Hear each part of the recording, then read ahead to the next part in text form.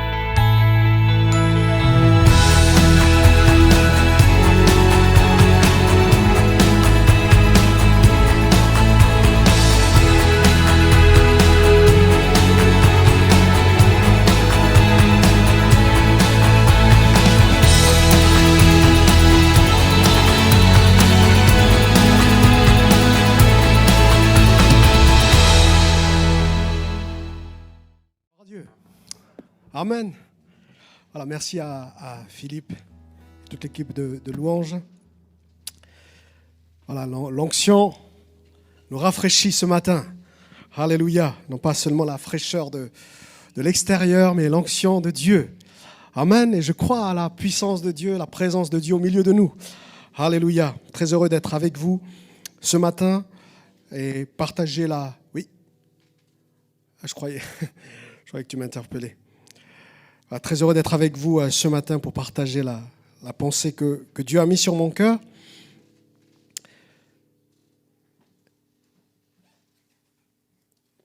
Et je crois, frères et sœurs, que la parole de Dieu est importante pour nous, est importante pour conduire et guider nos vies. Amen. Dans Job, j'allais dire l'évangile de Job, non, c'est le livre de Job. D'ailleurs, certains théologiens disent que c'est le premier livre ou l'un des premiers livres écrits de la Bible, même avant la Genèse. Enfin bon, ça c'est ce qu'ils disent. Ce n'est pas doctrinal pour nous ce matin. Ce qui est important, c'est de savoir ce que Dieu dit au travers de la bouche de Job. Job 13, verset 8. Job 13, verset 8.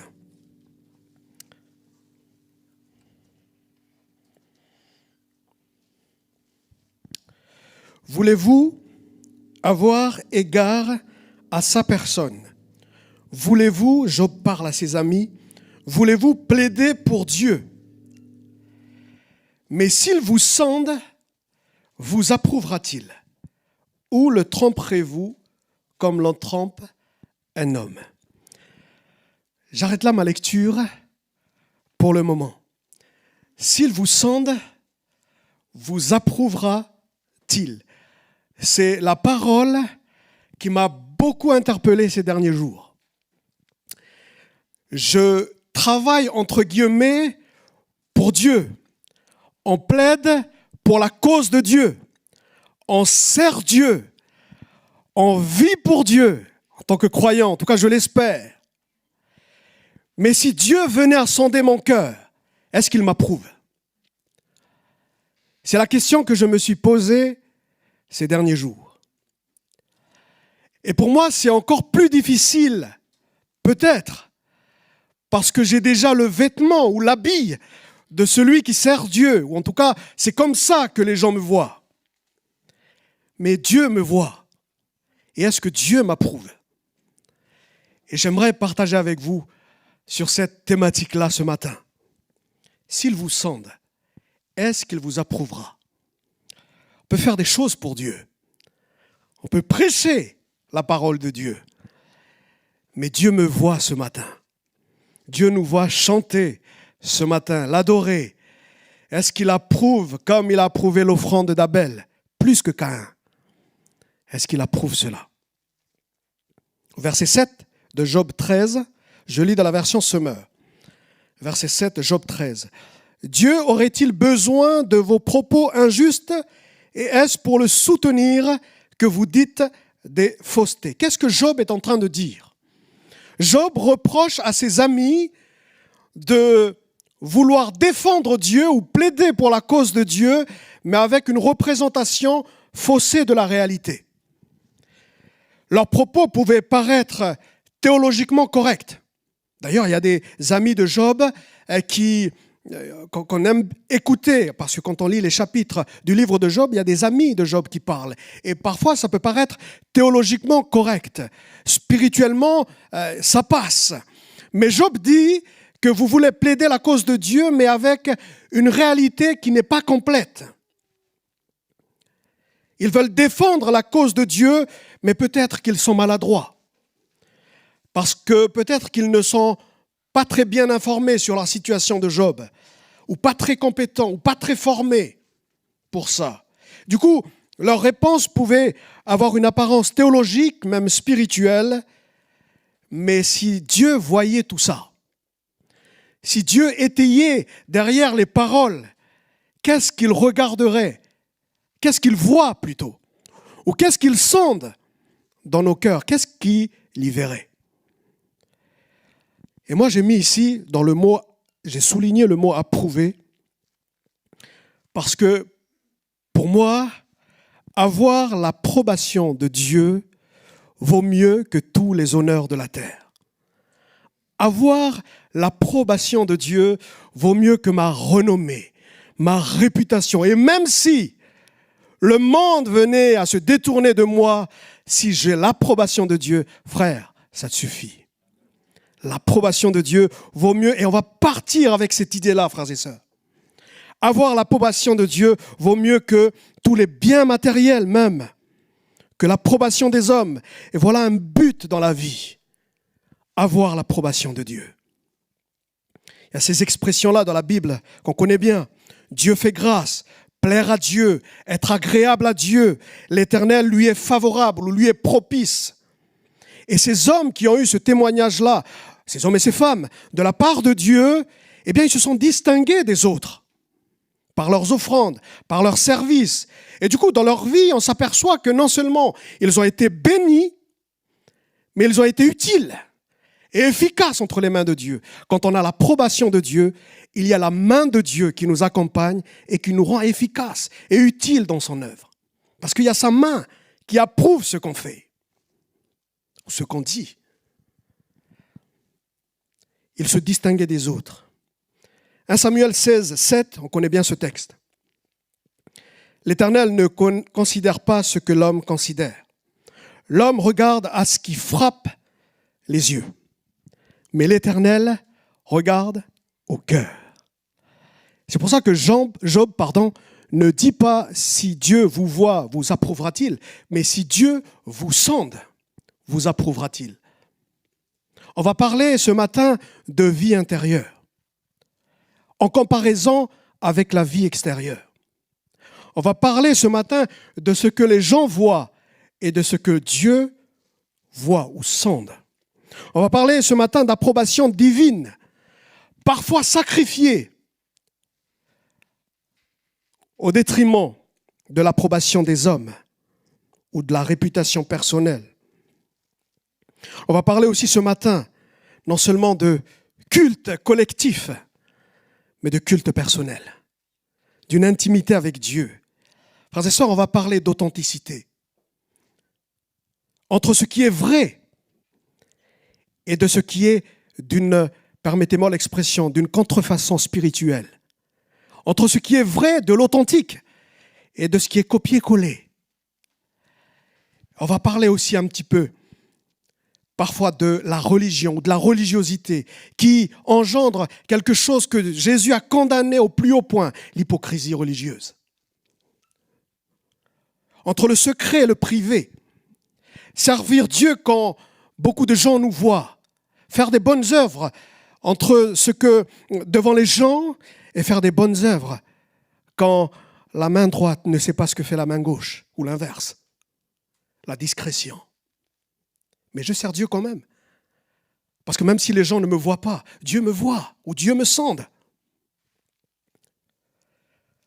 Les bonnes œuvres qui reçoivent leur gratitude et leur remerciement, et les bonnes œuvres quand je suis tout seul ou quand je suis plus discret.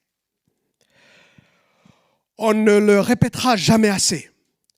La vie chrétienne, c'est d'abord une relation personnelle avec Jésus. Mais pasteur, je sais ça depuis mon enfance. J'ai grandi dans l'église. Mais dire ça implique beaucoup de choses. Ça veut dire que avant que ça soit collectif, parce que l'église c'est une famille, on l'a entendu tout à l'heure, avant que ça soit devant les gens, avant que ce soit un témoignage, ce qu'on reflète, ce qu'on dégage, c'est d'abord une intimité. Et l'intimité, c'est un mot qui va avec le secret ou la discrétion. L'intimité, c'est un mot qui va avec la vie intérieure plus que la vie extérieure. L'intimité, c'est un mot qui ne va pas avec la tradition ou la religion de mes parents. L'intimité, c'est un mot qui va avec ma vie avec Jésus, ma relation avec Jésus. Dans un tout autre domaine, est-ce que mon vocabulaire reste le même? Ou est-ce qu'elle change en fonction de mon auditoire? Est-ce que mes pensées restent les mêmes quand je suis avec les autres et quand je suis tout seul? Qu'est-ce que je nourris quand je suis seul? Comment est-ce que je sers Dieu? Comment est-ce que je le sers? Lui qui voit mon cœur. Et comment est-ce que je sers Dieu en public? Est-ce que je fais le service juste par politesse? Est-ce que je fais le service juste parce qu'on me l'a demandé? Ou est-ce que je fais le service parce que c'est pour Dieu? Parce que Dieu voit mon cœur. Dans un tout autre domaine, est-ce que j'ai pardonné parce qu'il faut le faire?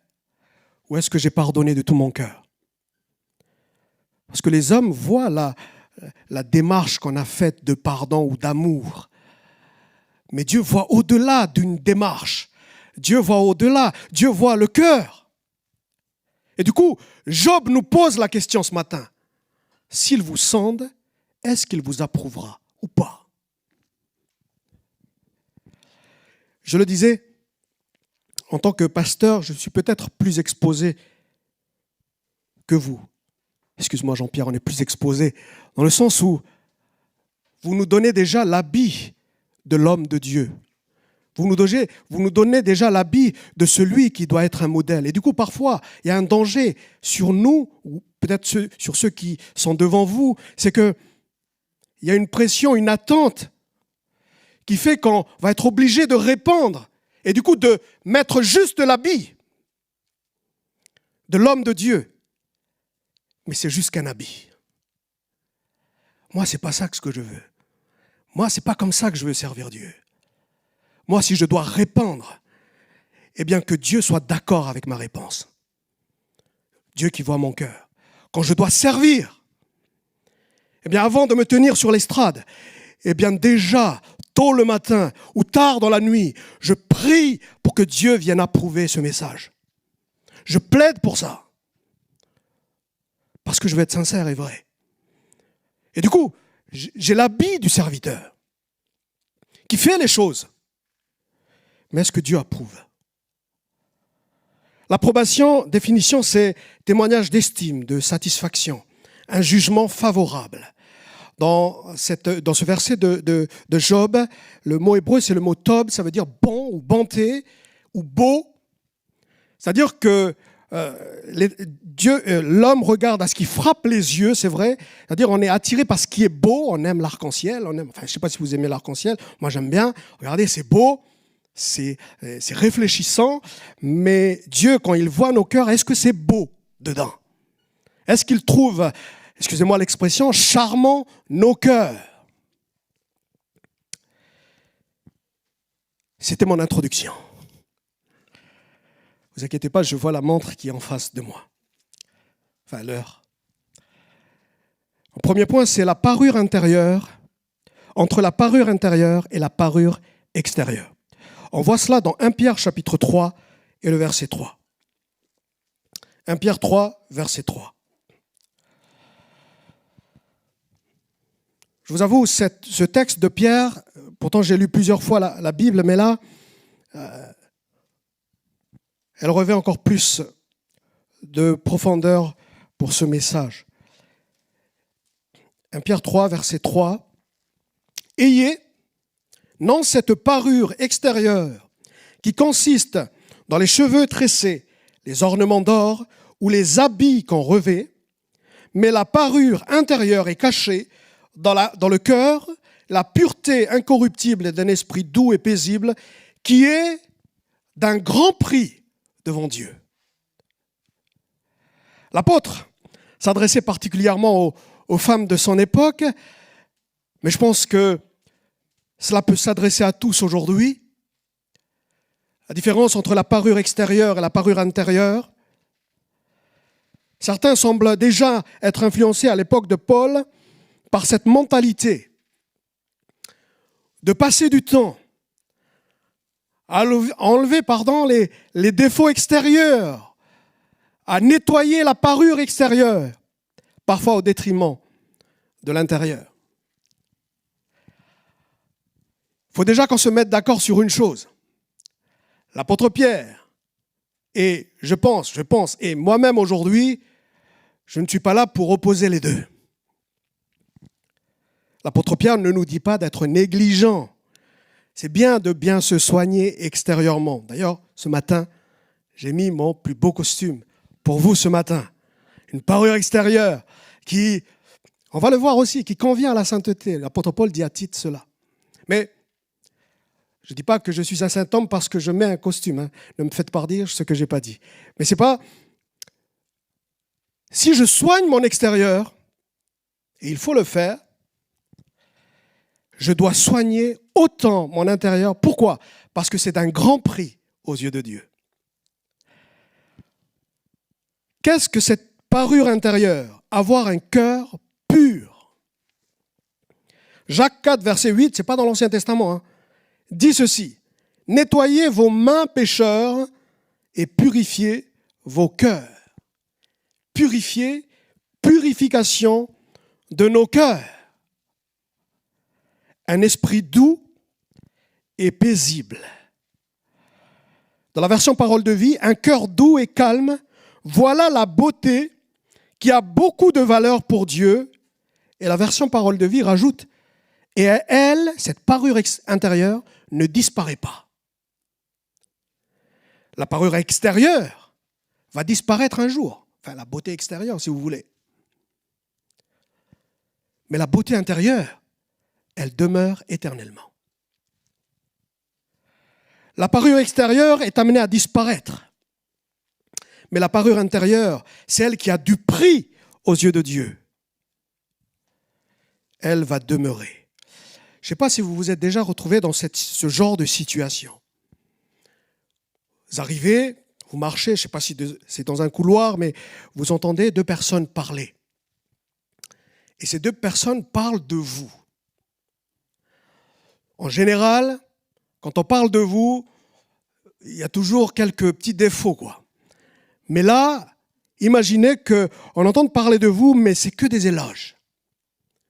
Ah, mais tu vois tel frère ou telle sœur, quelle foi, quel exemple, quel modèle. Et pour être honnête, quand on dit ça de vous, si je suis honnête avec moi-même, ça me fait quelque chose. On est bien d'accord. Si vous me dites que ça ne vous fait rien, levez la main, je vais prier pour vous. Mais ça me fait quelque chose d'entendre des éloges sur moi, des gens qui parlent sans que je sois là. Mais c'est exactement ce qui s'est passé. Et là, dans l'une de ces personnes, c'était Dieu lui-même qui a parlé de Job. Regarde mon serviteur Job. Il n'y a personne qui soit comme lui sur la terre. Il est intègre et droit. Et il se détourne du mal. Et il craint Dieu. Job chapitre 1er. Pourquoi je dis ça ? C'est parce que Dieu a vu non seulement quelqu'un qui est droit, qui est intègre, etc., mais quelque chose de beau à ses yeux. C'est-à-dire que ce n'est pas seulement l'obéissance à ses commandements, l'obéissance à la loi, etc., mais ce que faisait Job, ou l'attitude de cœur de Job, était beau et charmant aux yeux de Dieu. Dieu aimait ça. Et encore une fois, je ne mets pas en opposition les deux parures, celle de l'extérieur et de l'intérieur. D'ailleurs, si je les mettais en opposition, Dieu lui-même, si vous regardez les vêtements du souverain sacrificateur dans le livre de l'Exode, chapitre 28, quand vous regardez les vêtements du souverain sacrificateur, c'est les détails que Dieu lui-même a dit à Moïse de faire. c'est un beau vêtement. C'est un beau vêtement. Dieu ne met pas en opposition les deux choses, mais Dieu nous focalise sur certaines priorités. Mais le focus, il dit, d'ailleurs c'est ce que dit Jésus, nettoyez d'abord l'intérieur de la coupe et l'extérieur sera net. Mais mettez le focus, mettez la priorité sur la vie intérieure, sur la piété, sur la purification de nos cœurs. Et l'extérieur, suivra. En préparant cette méditation pour chacun d'entre nous, j'ai trouvé une petite étude légère, très légère, qui est parue dans le Huffington Post en 2013. Juste pour vous donner un point de vue sur la société d'apparence dans laquelle nous vivons, ou la société de la mode. Les femmes britanniques, comme ça ne concerne personne ici.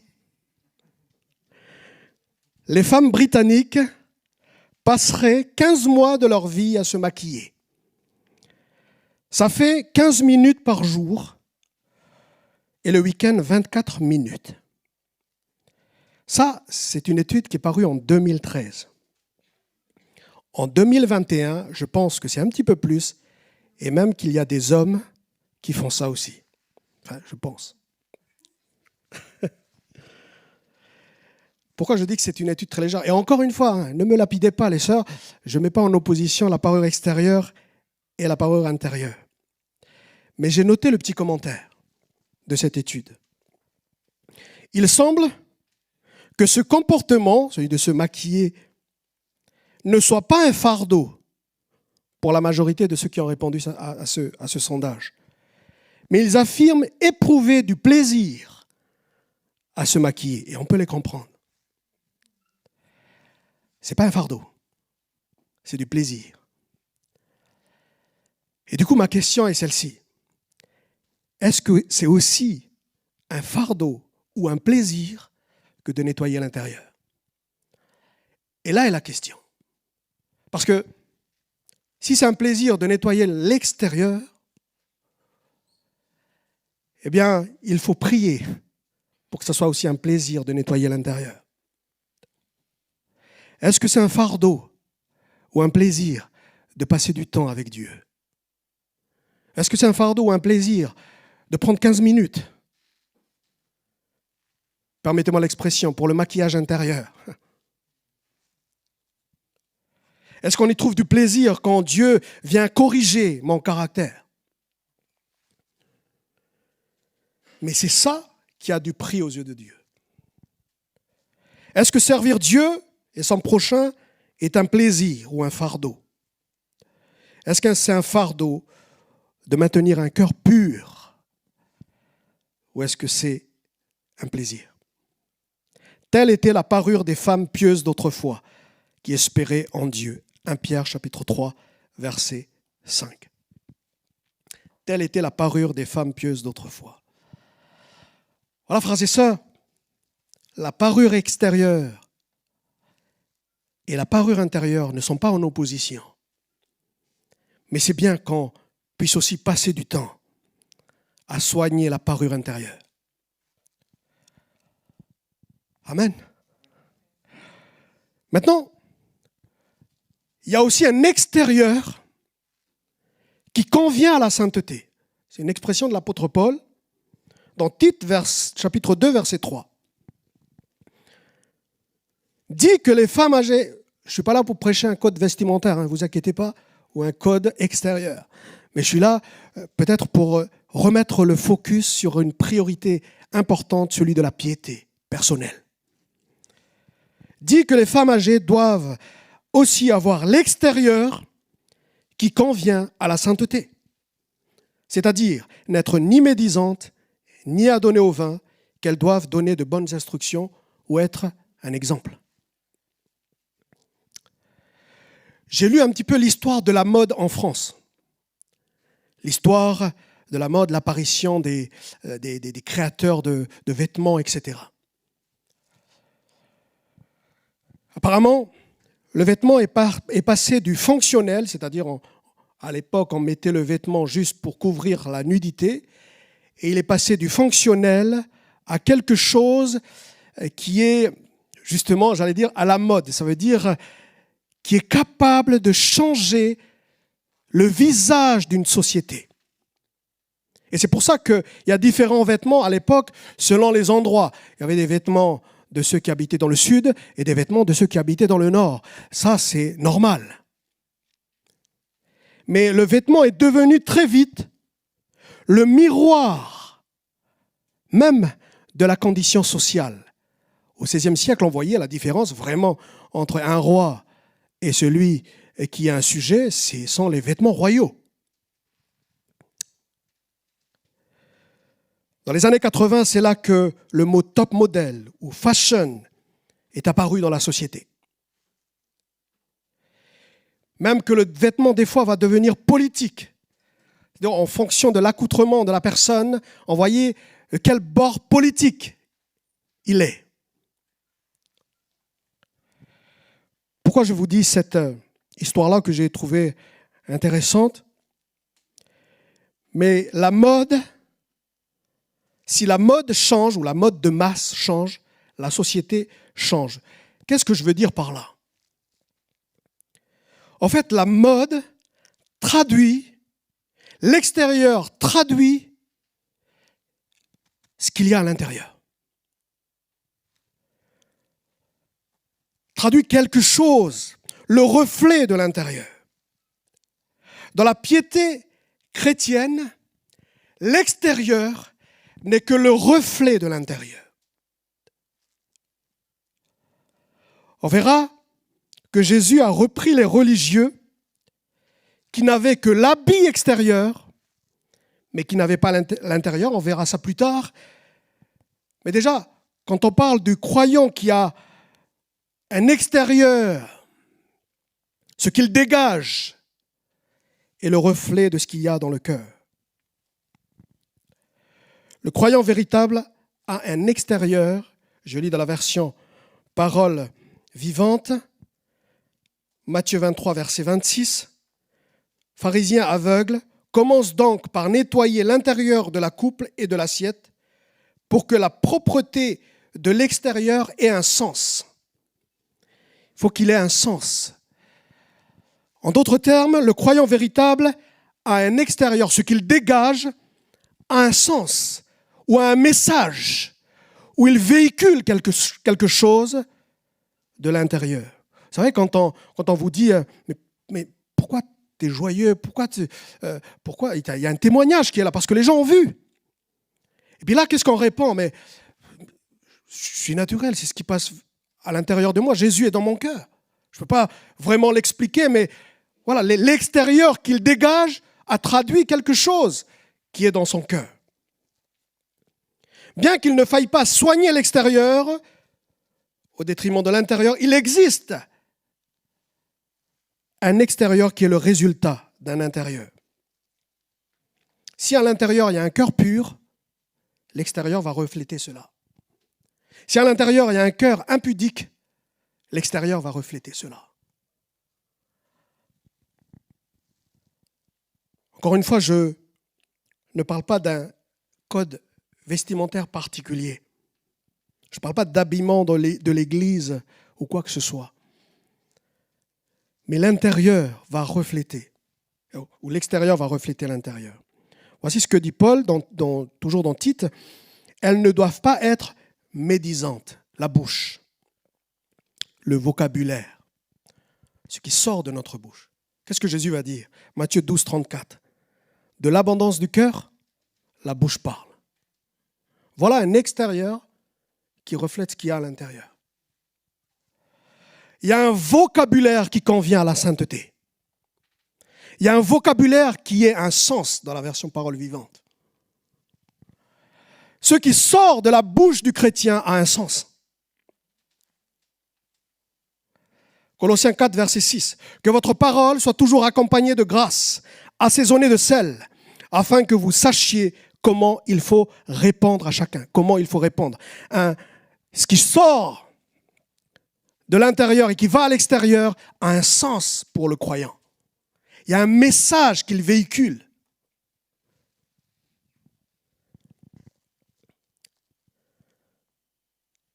est-ce que le vocabulaire est le même? Ce qui sort de la bouche du chrétien. De quoi ton cœur est plein? Ma sœur, si ton cœur est plein de colère envers ton mari, ce n'est pas à ce moment-là qu'il faut aller lui parler. Je pense que ça va faire plus de dégâts qu'autre chose. C'est pareil pour le frère. Vous savez, avant de me convertir, cette bouche-là, il y avait très peu de gens qui voulaient l'entendre à cause des grossièretés qui sortaient de ma bouche. Et quand Jésus est venu dans mon cœur, il a fallu du temps pour que ces grossièretés disparaissent.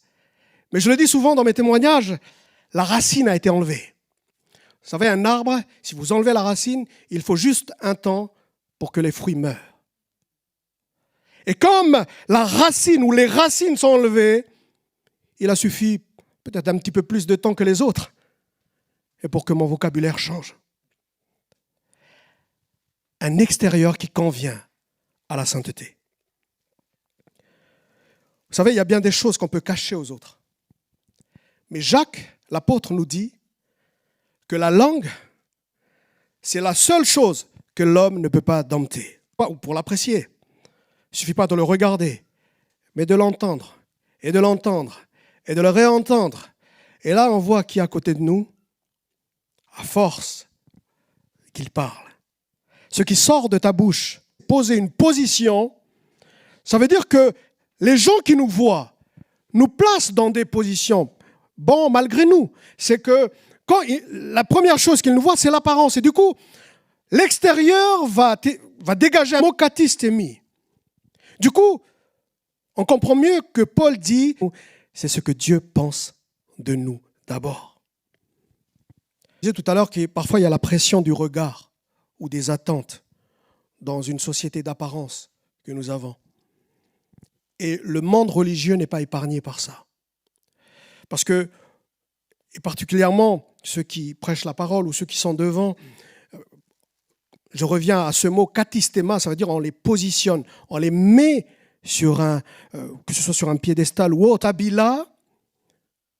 Et du coup, sous la pression, de cette pression-là, on est obligé de répondre, mais parfois, le cœur n'y est pas. Moi, je me rappelle, c'était mes premières années où j'étais en stage pastoral et comment tu fais quand tu parles avec les anges? Je dis, souvent on a des visites des anges. En fait, elle croyait que j'étais super spirituel au point de parler avec l'archange Michel, tous les anges célestes. Et je lui ai dit, je suis désolé de te décevoir, je ne parle pas avec les anges. Et les anges ne me parlent pas. En tout cas, je n'en connais pas qui est venu me parler. Par contre, je parle avec Jésus. Je parle avec Dieu et c'est mieux. Mais voyez cette pression-là, cette attente-là. Et du coup, on est tenté, il y a un danger de revêtir l'habit sans l'authenticité. Il est rare de voir Jésus parler sévèrement sur un sujet écrit sur tout un chapitre. Mais Matthieu 23 dénonce l'hypocrisie religieuse et des responsables religieux de son époque. L'apôtre Paul appelle ça la piété en apparence. Avoir l'apparence de la piété. Il y avait là, justement, un extérieur qui convenait à la sainteté. C'est-à-dire que si j'étais avec les pharisiens de l'époque que Jésus dénonçait, eh bien je dirais que c'est un homme de Dieu. Il a la loi de Dieu. Et d'ailleurs, leurs habits, il y avait ce qu'on appelle les phylactères. Ça veut dire des choses qui représentent la loi de Dieu. C'est-à-dire ce qu'ils portaient, et les phylactères qui étaient accrochés à leurs vêtements témoignaient que c'est un homme de la loi, un homme de la parole. Mais Jésus a vu que c'était juste un vêtement. Matthieu 23, verset 3, « Ils avaient tellement un extérieur qui convenait à la sainteté que Jésus dit même, « Faites ce qu'ils vous disent. » C'est-à-dire que leur parole même était juste. C'était théologiquement correct. À un point où Jésus écoutait ce qu'ils disent, mais ne faites pas ce qu'ils font. Et vous savez, la maturité, c'est de dissocier ces choses-là. S'il y a quelqu'un que je ne porte pas vraiment sur mon cœur et qui n'est pas vraiment mon exemple, s'il dit une vérité, je suis obligé d'être d'accord avec lui parce qu'il dit la vérité. Même si l'exemple ne suit pas derrière, il a dit une vérité. Il a dit un fait véridique. Et ma maturité, c'est de dissocier son exemple. En tout cas, c'est ce que Jésus dit à ses disciples par rapport à ses responsables religieux. Faites ce qu'ils vous disent, mais ne faites pas ce qu'ils font. Matthieu 23, verset 3, version parole de vie. Vous devez leur obéir et vous devez faire tout ce qu'ils vous disent, mais n'agissez pas comme eux. En effet, ils ne font pas ce qu'ils disent. De leur bouche sortaient des choses théologiquement justes, comme les amis de Job par ailleurs. Les amis de Job pouvaient sortir des traités théologiques très carrés, très corrects. Ils étaient de bons théologiens, mais c'était des mauvais amis. Ils avaient les vêtements, ils avaient la loi de Dieu, en tout cas pour les responsables religieux de l'époque de Jésus, mais leur cœur était méchant. Verset 3, Matthieu 23, ils ne font pas ce qu'ils disent. Verset 4, ils lient des fardeaux pesants et les mettent sur les épaules des hommes, mais ils ne veulent pas les remuer du doigt. C'est comme si je venais vous prêcher de faire des choses que moi je ne fais pas. Verset 5, ils font toutes leurs actions pour être vus des hommes. Vous savez, à l'époque, quand je lisais ça, quand je n'étais pas pasteur, c'était assez facile pour moi de me dégager de ce genre de versets, de ne pas me sentir concerné. Aujourd'hui, un peu moins. Cela dit, ce danger-là, faire les choses pour être vu, c'est déjà le cas dans le monde, mais ça peut contaminer aussi le peuple de Dieu. Parce que l'hypocrisie que Jésus dénonce, en fait, quand on dit hypocrite aujourd'hui, hypocrisie, ça sonne dans nos oreilles comme quelque chose de très négatif et de très sévère, de très dur, et à raison.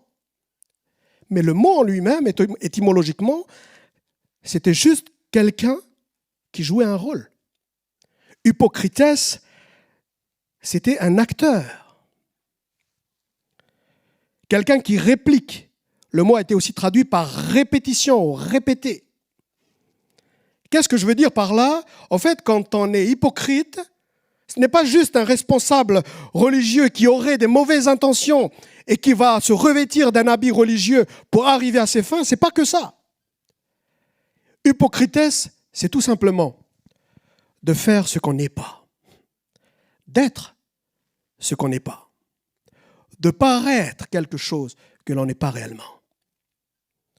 Je suis venu adorer, mais dans le cœur, il n'y a pas l'adoration. Je suis venu rencontrer Dieu, mais dans le cœur, je pense déjà à mon rôti, à la maison.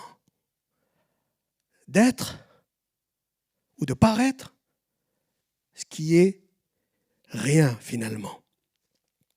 Dans un pays qui n'est pas persécuté comme le nôtre, c'est facile d'être ou de faire le chrétien. C'est facile de paraître juste, de paraître chrétien sans vraiment l'être. En plus, c'est sympa de faire partie de l'Église. Ils sont gentils, ils sont sympas, on s'occupe de moi. Mais la vie avec Jésus, ce n'est pas seulement dans une activité que tout le monde me voit. La vie avec Jésus, c'est d'abord une relation, et je reviens à ce que j'ai dit, personnelle avec lui. Jésus n'est pas une tradition à respecter de génération en génération. Jésus n'est pas qu'une religion, ou n'est pas une religion du tout. Jésus, c'est dans l'église et dans ma chambre. C'est au travail comme à l'église. Vivre avec Jésus, c'est tous les jours.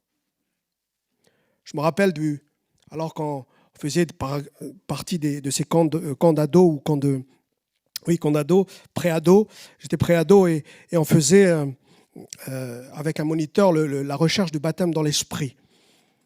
Et le moniteur venait pour imposer les mains sur nous pour qu'on reçoive le baptême du Saint-Esprit. Et là, les gens commençaient les prados commençaient à parler en langue. Et moi, je n'ai rien reçu. Mais je commençais à parler aussi, mais il n'y avait pas grand-chose qui s'est passé dans mon cœur. Et j'ai entendu beaucoup de témoignages comme ça, de jeunes, et qui, pour faire plaisir au pasteur, qui était fatigué de prier pour elle, du coup, elle s'est dit, bon, le pasteur est fatigué de prier pour moi, je vais commencer à parler en langue. Et là, ça sortait, mais il n'y avait rien à l'intérieur. Vous voyez que parfois, les motifs ne sont pas du tout très négatifs. C'est juste une sorte de pression du regard des autres, une sorte d'attente qui est là, et qu'on serait tenté de jouer un rôle. Mais moi, je vous dis ce matin, de la part de Jésus, c'est possible de vivre réellement les choses avec Dieu. Dans l'église, comme dans ma chambre, quand on le demande, Dieu nous remplit. Alléluia. Je termine, frères et sœurs. Les conséquences heureuses de soigner l'intérieur. Il y a 2 conséquences que je vois. C'est être heureux et être approuvé de Dieu. Nous pouvons posséder tous les biens de la terre et ne pas avoir l'approbation de Dieu. On aura raté notre vie, sincèrement. Vous savez, la beauté d'une victoire, des fois, la beauté d'une victoire dépend des larmes de prière secrètes d'une mère. Je connais des chrétiens qui sont très discrets à l'église, mais qui avaient un témoignage percutant dans leur famille. Il y avait un témoignage percutant au sein de ses collègues, parce qu'il vit ce qu'il dit. Il vit ce qu'il prêche. Heureux ceux qui ont le cœur pur. Matthieu 5, verset 8. Le bonheur vient du fait qu'on s'est focalisé sur l'intérieur. Le bonheur vient du fait qu'on a soigné notre piété. Aujourd'hui, on pense que le bonheur va venir parce qu'on est paru correct aux yeux des gens. Le bonheur viendra parce qu'on se sera préoccupé de ce qui est agréable à Dieu dans nos cœurs. Dieu nous sonde ce matin. Sonder évoque une inspection. D'autres versions ont traduit cela par examiner. Cela implique un temps, et dans la société d'immédiateté que nous vivons aujourd'hui, je parlais d'attente tout à l'heure et je me revais d'un vêtement parce que c'est trop rapide, ça va trop vite. Mais Dieu, lui, prend son temps. Et pour avoir l'approbation de Dieu des fois, ça prend du temps de nettoyer l'intérieur. Il faut laisser le Saint-Esprit nous sonder. Soigner l'extérieur, c'est la religion. Il suffit de mettre un habit. Mais Dieu regarde au cœur. Et à la fin, c'est le jugement de Dieu. C'est le jugement de Dieu qui est le plus important et qui aura lieu à la fin des temps. Ce sont les actes qui viennent de notre intérieur qui seront jugés. Parfois, pour être serviteur de Christ, on ne pourra pas plaire à tout le monde. Galates 1, verset 10. Si je plaisais encore aux hommes, je ne serais pas serviteur de Christ. Je ne sais pas si vous avez approuvé mon message ce matin. Mais vous savez, ce qui me fait parfois monter en tremblant sur cette estrade, c'est parce que Dieu me voit. Dieu sonde mon cœur. Et je vous assure qu'il y a des dimanches matins où je n'ose même pas monter ici. Parce qu'alors que je prêche, il y a quelque chose qui bout dans mon cœur. Et il me dit, c'est bien de dire, mais il faut aussi que tu mettes en pratique. Et du coup, je me prêche aussi à moi-même. Je disais tout à l'heure que c'est plus difficile pour moi parce que j'ai l'habit. Mais je ne veux pas me conformer à la loi de Dieu parce que j'ai un habit. Moi, je veux obéir à Dieu parce que je l'aime. J'aime Jésus. Je veux obéir à Jésus parce que j'ai une relation personnelle avec lui. Et je ne sais pas combien de témoignages je peux vous dire où plusieurs fois Jésus a démontré son amour pour moi. Et du coup, face à cela, c'est pour cela que je le sers. Et j'espère que c'est notre cas à tous ce matin. Dieu qui voit mon cœur, il sait que je suis là pour le servir avec amour. Sonde-moi, ô Dieu, connais mon cœur, éprouve-moi, connais mes pensées. Psaume 139, 23. Regarde si je suis sur une mauvaise voie et conduis-moi sur la voie de l'éternité. J'invite les musiciens à s'approcher. On va prier le Seigneur. Et permettez-moi, frères et sœurs, on va le chanter, mais de tout notre cœur. On ne va pas le chanter pour que les gens nous entendent. C'est pas grave si tu as une voix qui ne correspond pas à la gamme musicale parfaite. Mais si le cœur y est, je t'assure, c'est beau aux yeux de Dieu. Amen. Est-ce qu'on peut se lever ensemble et louer Dieu dans ce sens? Seigneur, toi, tu connais mon cœur. Tu connais ma vie. Et Seigneur, si je suis là devant les gens avec une conscience que tu as nettoyée, c'est parce que lorsque j'étais seul avec toi, il y avait ton approbation. Et je suis plein d'assurance ce matin devant les hommes, parce qu'il y a ton approbation, mon Dieu. Je suis plein d'assurance devant l'opposition, parce qu'il y a ton approbation. Alléluia. Et ce matin, je veux prêcher par amour, parce que tu connais mon cœur. Ce matin, je veux être vrai devant Dieu et devant les hommes, parce que je veux être approuvé de toi. Et c'est le plus important pour moi, Seigneur, d'être approuvé par Dieu. Ce matin, je veux te donner une adoration qui te plaît. Ta parole nous dit que l'heure vient où les vrais adorateurs t'adoreront en esprit, en vérité. Seigneur, je veux être un vrai adorateur. Non pas faire du copier-coller, mais je veux t'adorer parce que je l'ai vécu. Alléluia. Sois béni, Seigneur. Amen. Alléluia. Chantons, bien-aimés. Gloire à Dieu.